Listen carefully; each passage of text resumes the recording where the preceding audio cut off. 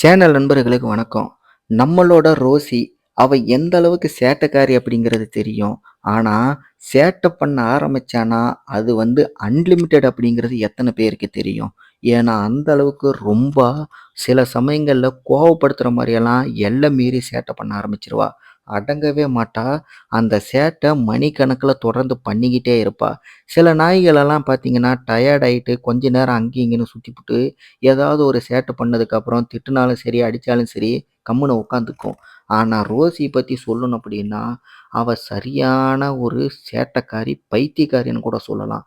அந்த அளவுக்கு மொரட்டுத்தனமா சேட்டை பண்ணுவா.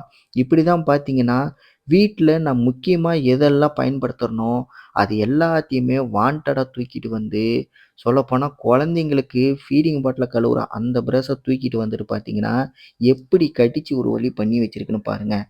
இது ஒரு பிரஷ் மட்டும் இல்லைங்க. இதே மாரி நெறையா டைம் நெறையா பிரஷ்ஷ தூக்கிட்டு இந்த மாரி தான் கடி கடின்னு கடிச்சு வச்சிருக்கு. என்ன சொன்னாலும் கேட்கறது கிடையாது. எவ்வளோ உயரத்தில எடுத்து வச்சாலும், அதுக்கு எடுக்கக்கூடிய சாத்தியங்கள் வாய்ப்பு இருக்கு அப்படின்னா, எப்படியாவது ஒண்ணு அத தூக்கிருவா. அது எப்படி தான் எடுப்பான்னே தெரியாது. சேட்டக்காரி நோட் பண்ணிக்கிட்டே இருப்பா. நம்ம எங்க வைக்கிறோம். ஒருவேள அது எடுக்க முடியாத எங்கேயாவது ரொம்ப உயரத்தில வச்சுட்டோம் அப்படின்னா, அத எடுத்து நம்ம கீழ வைப்போங்கிறத கண்டிப்பா அவளுக்கு தெரியும்.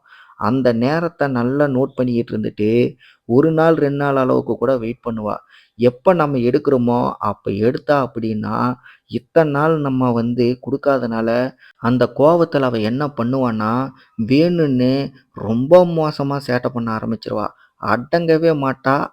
குறிப்பா சொல்லணும்னா, அவள அடக்கவே முடியாது. அந்த அளவுக்கு சேட்டை பண்ண ஆரம்பிச்சுருவா. இப்ப கூட பாருங்க, எந்த அளவுக்கு சேட்டை பண்ணிட்டு இருக்கான்னு. ஆனா, இதெல்லாம் பார்க்கறதுக்கு ரொம்ப ரசிக்கிற மாரியும், காமெடியா தான் இருக்கு. இந்த மாரியெல்லாம் அவ சீரியஸான சமயங்கள்ல கூட பல நேரங்கள்ல சேட்டை பண்ணியிருக்கா. ஆனா, என்னைக்குமே நான் சில சமயங்கள்ல யோசிப்பேன். சரி, இவ்வளோ தானே பண்றா, ஒண்ணும் பிரச்சனை இல்லையே, புதுசு வாங்கிக்கலாம் அப்படின்னு சொல்லிட்டு நான் விட்டுருவேன். ஆனா, கோவப்பட்டு அவள திட்டுறது கிடையாது. ஏதாவது ஒரு சில காரணங்கள்ல, ஏதாவது ஒரு மிக முக்கியமான வேலைக்கு நான் வெளிய கிளம்பிட்டு இருக்கும்போது தான், அப்ப வேணும்னே வாண்டடா என்ன வம்பு இழுக்கும்போது, சேட்டை பண்ணும்போது தான் கோவம் திட்டுவேன்.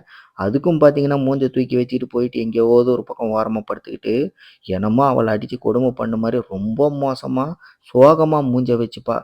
அத பார்க்கும்போதே நமக்கு, "ஐய்யய்யோ! பிள்ளை கோச்சிக்கிட்டாளோ போலருக்கு. இப்படியெல்லாம் இவ்வளோ சோகமா இருக்காளே!" அப்படின்னு சொல்லிட்டு நாமளே பார்க்கும்போது, நாமளே பார்த்தீங்கன்னா, அவன் மேல இரக்கப்படுற மாரி அப்படி உட்காந்துருப்பா.